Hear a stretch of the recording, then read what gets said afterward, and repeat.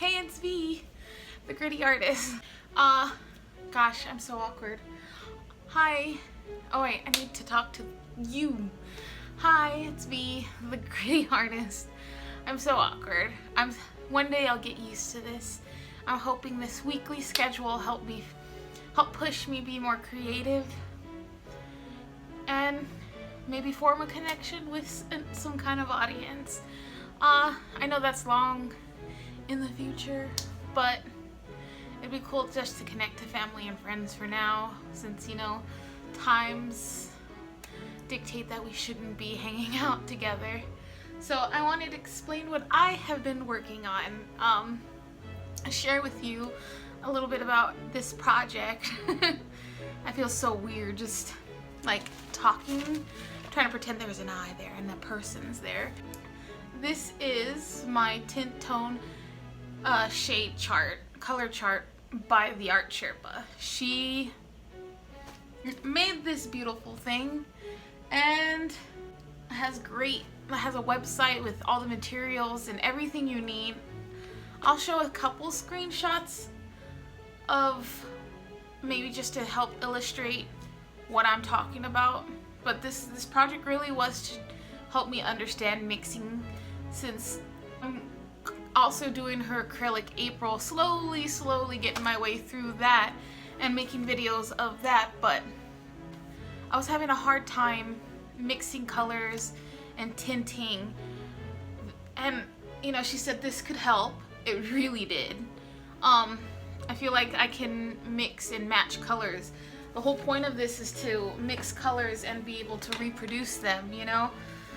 I have a little notebook, that's why I keep looking. I wrote this out to help me complete this, since this is not supposed to be that hard, but God, it looks so beautiful on camera. I thought it would be cool to just go big, go complicated. I just want to develop as an artist. I don't have any training, so, you know, she puts out a lot of materials that really help get me where I want to get. It's not specifically one way of art, it's just she helps in so many ways. It's so accessible, in my opinion, and you can really see the progression and the work that the Art Sherpa has put into all the projects and into her channel, and I really admire all she does. I really do. I think it's really cool. I mean, she explains what hues are, which is like the colors red, yellow, blue, green, orange, and purple. She explains tint, which is adding white to those colors. She explains tone, which is adding gray to those colors. And she explains shade, black, into these colors.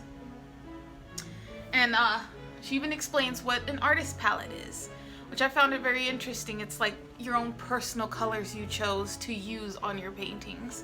I could easily get overwhelmed with this.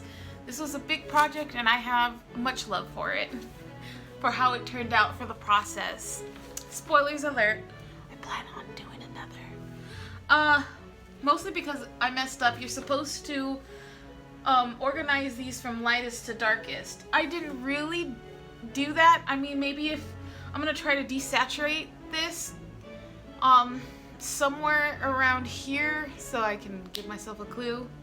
And desaturating is taking the color out so you can just see the value. Value describes how light or dark a color is. So, you know, she says you can squint, but you know, she has a good point. You don't want those wrinkles.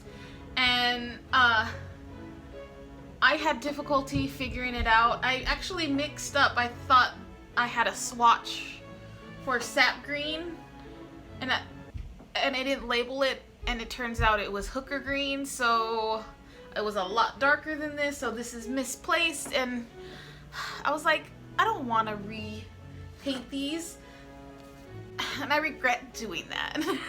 Anyways,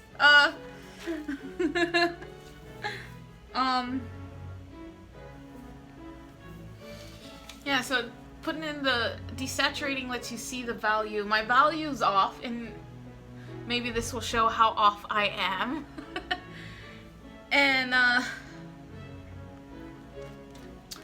Yeah, so, you know, she put a screenshot, and I think I'm gonna put it around here somewhere, like, and you can pause to read. The first thing we did was, you know, right here is, these are the main colors. Right here, this is white. My Naples yellow light is too light. It looks almost like white. Cad yellow, yellow ochre, cad red, alizarin crimson, burnt sienna, phthalo blue, phthalo green, sap green, ultramarine, Windsor blue. Oh my gosh, I'm blanking. I think it's called permanent magenta. Windsor or it's magenta. There's different names for some of these, and I'm not in love with this magenta, so I'm thinking I want to get a different magenta. This right here is Prussian blue, Windsor violet, which is supposed to be dioxazine, what they call dioxazine, and Mars black. I really like Mars black. So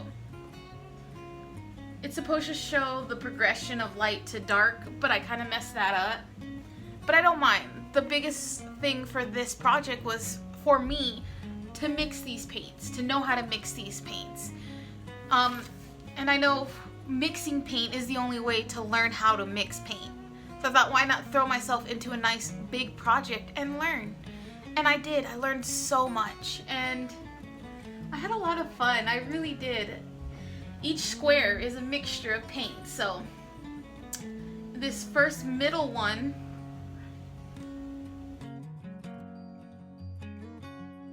is to just the color mixed with white, and then filling up this half of the square.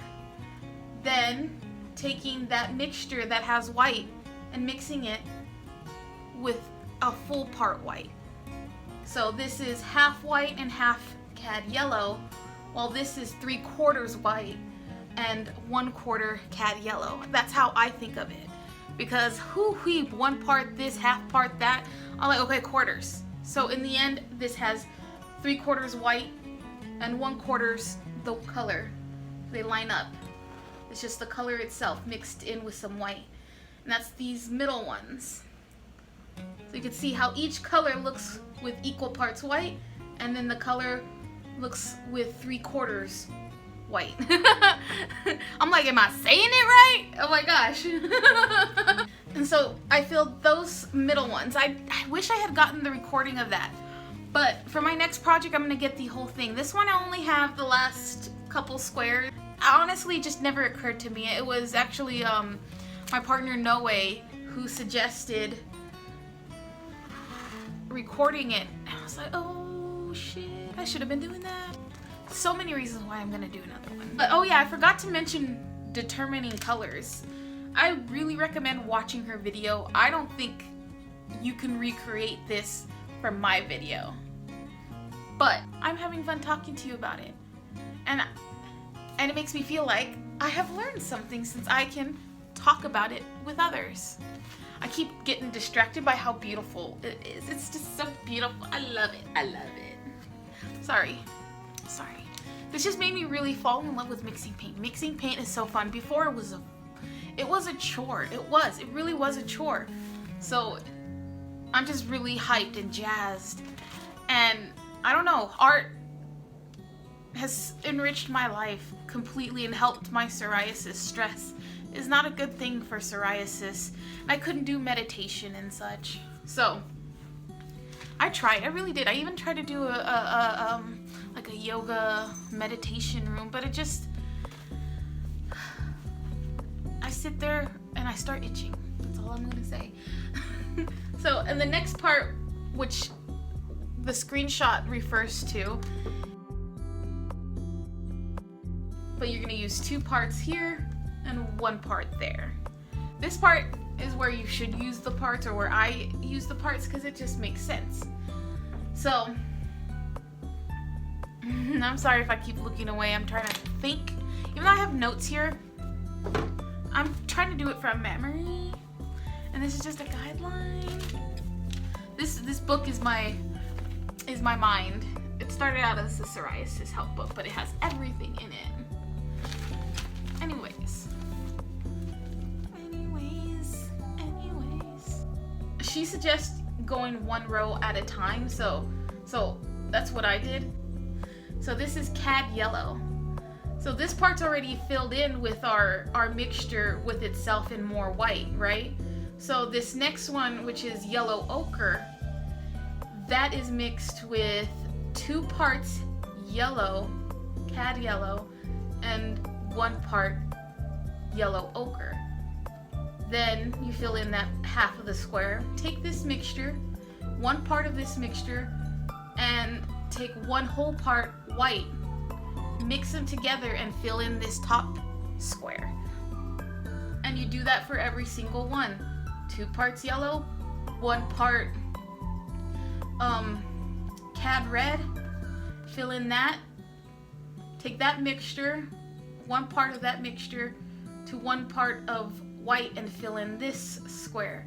Then so on and so forth. And you keep going. She explains it really well. I have no idea if this makes sense to you. But this was a lot of mixing. A lot of mixing. And I had a lot of fun. And I hope this helps you at least understand a little bit of what you're going to see. It's only going to be a few minutes. I wish I had recorded more, but it's a time lapse. And as I explained in my last video, and if you didn't see that, I'm switching to time lapse because I don't have a computer. I don't have much memory on my phone to do big long form videos. That's something I want to do in my future. But for now, we work within our limitations because it's better to create something than to create nothing. It's just, that's how I feel. I'm not gonna not do it because I can't do it the way I want to do it in its full. So, and I heard a lot of people say they enjoy the time lapse. It's a little, I enjoy the long formed ones, but maybe I can in the future, you know, come out with 2 types of videos where you see the whole thing time lapse. It would be so cool, but that's computer talk. So please enjoy, and I hope you come back next week. I'm thinking that's everything. I love it because, I wanted to explain once why. Alright, I'm such a dum-dum. So I like this. It really helps you mix. Say, I want this color.